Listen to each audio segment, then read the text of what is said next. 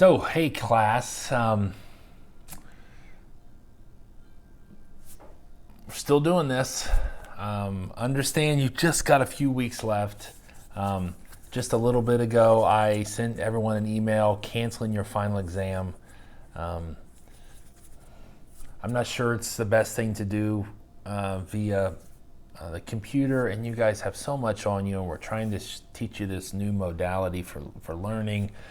There's a lot stacked on you, and so we were sort of given the green light to have a little more freedom as to how we're looking at grading and that sort of stuff. So I like to just cancel your exam. So you're welcome. I have no doubt that everyone's going to do just fine in the class. Everyone was doing fine pre-COVID-19 extended break, but finish the game strong, and you're going to do just fine. So I do want to talk to you for a few minutes just about this week's assignments and my expectations. So this is just going to be a continuation of our decontamination discussion from last week. And we touch on this a lot, and generally in this time period, I would have people in and showing you what it looks like to don and doff personal protect PPE. You'd think I get that since it's on the news 24 hours a day. But I want to just talk to you a little bit about, because I know you've been inundated, and you're going to get more of it this week in our assignments, inundated with materials on COVID-19. And so I want to use this opportunity to talk about decontamination, but specifically surrounding sort of this viral infections and what COVID-19 decontamination looks like. And there are tons and tons of resources that you can find. I've put several on our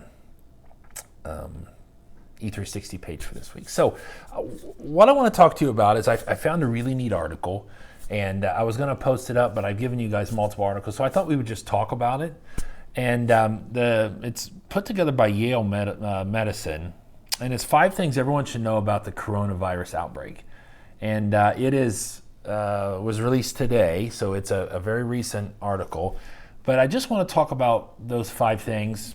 Just take a few minutes, but I just want to have this conversation. I don't want you to think that I've abandoned you or I've forgotten about you. Whether you believe me or not, you guys are on my mind constantly. Emergency management is my passion, and training you guys is what sort of God has called me to do. And not being able to do that face to face is hard for me. So I'm trying to do as best I can via videos and articles and whatnot, but it's hard. So if any of you want to just shoot me a message and we can connect on WebEx, feel free. We can just chat, or if you have questions, I'll be available. Just shoot me an email and we'll set up a time. All right. So first, 5 things everyone should know. The first one is that this, what we know about COVID-19 is changing daily. Understand that this thing is not something we've been studying for 100 years. It's relatively new, and so our thinking about it's evolving based on the information that's coming in. Early on, I can remember having conversations about it in class, and no part of me would have thought that it was going to sweep across the United States like it has. Early on, we were pretty convinced that you had to be older or have some underlying condition. I think in the state of Ohio now, the range is from 101 years old to less than 1 year old, right? So everyone is getting this. It's still a higher likelihood of death if someone is much older, right? I think like 85 or 90% of the deaths, and those numbers might be off, I'm just pulling that from the air, are over the age of like 75 or 80. So, but it's changing, and it's going to continue to change. And as we learn more about it, we're going to be able to push back against it a little more, right? Secondly, strict measures are critical for slowing the disease. And so something has happened, right? In the state of Ohio, we've done a really good job with social distancing and staying inside, and our governor was very good about pushing that early on. And what that has done is that has flattened the curve. I'm sure you've heard that term, but that curve that was going to sort of stress our medical capabilities has been flattened, and it's been flattened by us sort of following the rules, these strict measures that we've sort of followed, right? So what you're going to have, and you already have people talking about, well, this disease wasn't as bad as everyone let on, and everyone overreacted. That's not the case, right? You guys are smart. Understand that the reason that these numbers are low, or the reason that there is a flattening of the curve, is not because experts got it wrong. It's that experts actually got it right, and they told us what we needed to do to fix it, and in following the rules, we were able to fix it. And so what was originally going to be 10,000 new cases a day in the state of Ohio alone, I think the latest numbers are around 1,600 a day. So the strict measures are critical, and we need to keep doing them. Thirdly, infection prevention is key. So understanding how not to get infected in the first place is the best way, right? So, the CDC says you wash your hands with soap and water for at least 20 seconds. I guarantee you none of you do that or did that. Some of you might be doing it now. And if soap isn't available, use hand sanitizer with at least 60%. So soap and water is the best. Hand sanitizer is the second best. You can get on YouTube and find a hand washing video that the guy has gloves on with some black ink, and he's showing how most people wash their hands.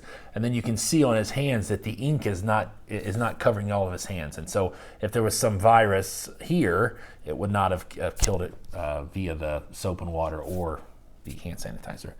Stay at home if you're sick. If you have a fever, if you're not feeling well, if you've got a dry cough, stay home. Avoid touching your nose, eyes, and mouth. Use a tissue to cover a cough or sneeze, then dispose of it immediately in the trash. Use a household wipe or spray to disinfect doorknobs, light switches, desks, keyboards, sinks, all that sort of stuff.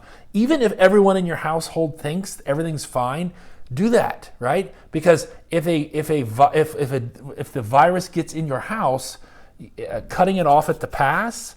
So this infection prevention is the best way to stop the spread of COVID-19. What about fourth? Experts are working rapidly to find solutions, right? There are billions and billions of dollars around the world that are being poured into this. I guarantee you dozens of people have, I wouldn't say cures, but they have something that can fight this, right? And they're already, as best they can, you've probably heard about some of the malaria medicines and stuff. As best they can, they're trying to churn that stuff out. But understand that a cure is going to take 1 year to 18 months, even at a sort of top speed. But understand that people are working on this. This isn't our new normal, right? It might be for a while, but very quickly we're going to figure out how to beat this thing. But understand that people are working on it. And then finally, if you feel ill, here's what you should do, right? If you have a fever, cough, any difficulty breathing, instantly reach out to your medical professional, right? This isn't the sort of thing that goes, well, I'm fine. I can beat this thing. This isn't the sort of thing that you wait it out, because in case after case after case, people wait it out, and then by the time they get to the hospital, it's too late. So those are sort of the 5 things you need to know, 5 things you need to do. But I hope that gets you thinking. I would really encourage you to dig into this, right? This is showcasing what we do as emergency managers across the world. But also, when we're talking about sort of HazMat and that sort of stuff, our thinking shouldn't be just about trucks with poisonous gases driving on our highways. But there's also a place for hazardous material response and decontamination for COVID-19. And that's what we're talking about this week. So have a great week. We'll see you guys soon. Get in touch with me. We'll connect on WebEx. See you guys.